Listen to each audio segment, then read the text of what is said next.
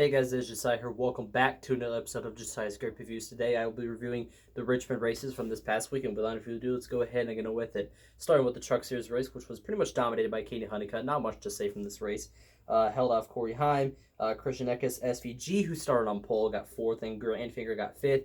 Jake Garcia, Chandler Smith, Tristan McKee, Gio Ruggiero, and Daniel Hemrick all got top 10s.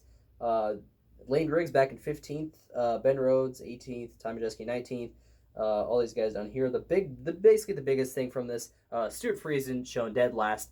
He came into this race, I believe, 8 points above the cut line. He now leaves 20 points to the bad side with just one race left in the regular season at New Hampshire. So all of that progress that he got from those, I think, 2 top 10s in a row were wiped away with the last place finish for Stuart Friesen. So tough break for him. Looking here at the point standings, though, for the Truck Series, Lane Riggs has a 61-point advantage over Katie Honeycutt for the regular season championship. It looks like, barring some unseen circumstances, Lane Riggs will be your regular season champion, but we'll see. Tommy Jeske, I believe, was the only one who was able to lock up a spot into the chase, at least the only new guy, at least. There's still 4 spots up for grabs. Currently, they belong to Grant Finger, Ben Rhodes, Daniel Hemrick, and Tyler Ankrum.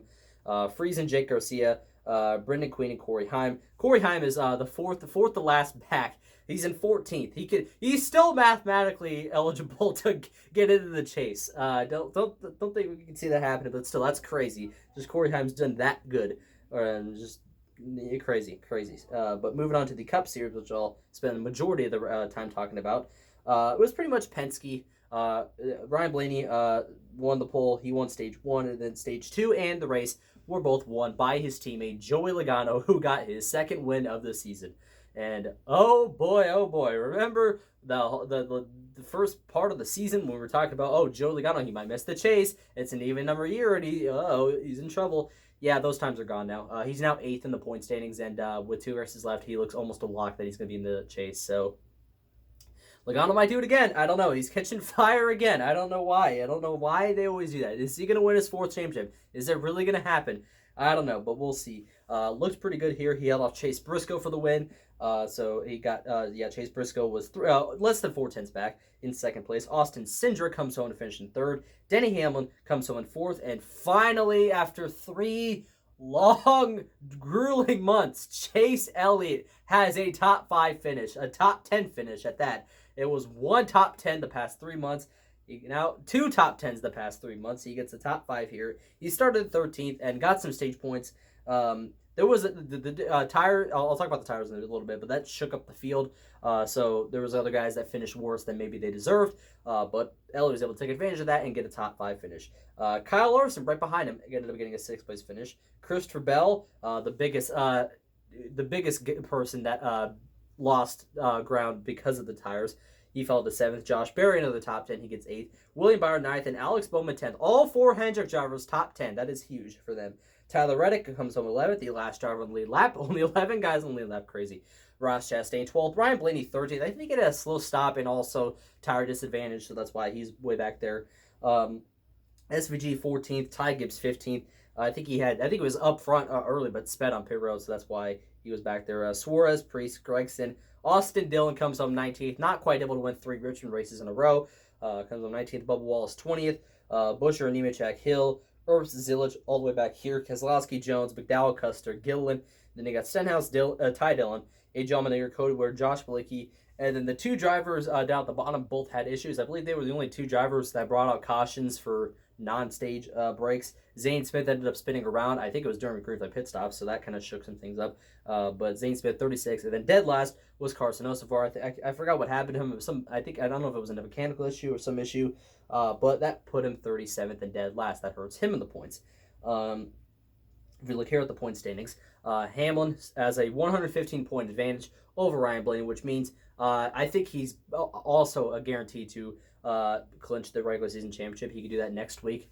If that's over 76, I believe he's good to go. He could just basically just walk around the whole New Hampshire Speedway, and he'll be fine. Over Blaney, who's in 2nd, then Gibbs, Reddick, and Briscoe, top 5.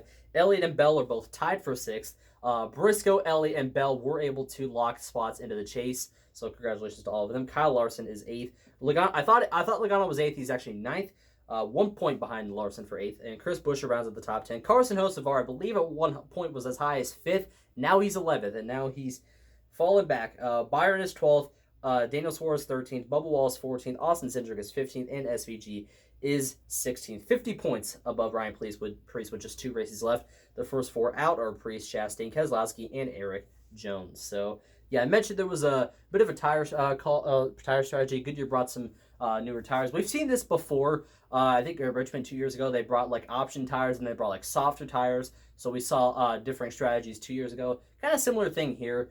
I think everyone was on the same tires, but some people chose to pit at certain times and some people chose to pit. I mean, the positions were swapping. That's what I'm trying to say. Bell, Reddick, and Blaney, I think they had a different strategy than everybody else. So they pitted. The last pit stop was earlier. I think it was about 50 laps to go. And then Logano and Briscoe and the other guys, they pitted later and they were able to quickly. And I mean, like, we're talking about only a difference of maybe not even 10 laps between their pits. And Logano and Briscoe were able to fly by Bell. Bell was able to hang on to, I believe, 7th after leading with inside 30 laps to go. So huge difference there, right there. But nonetheless, Logano was your winner. So recapping the race, was it a good race? It was fine. It wasn't a bad race, I would say. I don't know if it was a great race. If I put it on the Grape meter, it's probably a solid 60%, 6 out of 10. Other news in NASCAR, Connor Zilisch is now officially going to drive the 48 for Hendrick Motorsports in 2028. Pretty interesting they got it done this soon. I don't think it's a surprise that Zilisch is going to the 48 necessarily. I'm just surprised they got it done this soon before his rookie season is done, before the 2027 season. After, of course, Zilisch has not had a good rookie season at all. It's been nothing but absolute just torture for the 88 team. So there was that. Other scheduling news, also Iowa's the 4th of July weekend. The All-Star races back to North Wilkesboro. There's some other schedule things here and there. But with that, that's going to do it for this episode of Josiah's Grape Reviews. Very short one here today, only 7 minutes long. But hope you guys did enjoy. And as always, you guys know what to do. Smash like, subscribe, hit that little tiny notification bell. That way you never miss any new videos just like this one. As always, I'll see you guys in the next video. See you guys then. Bye.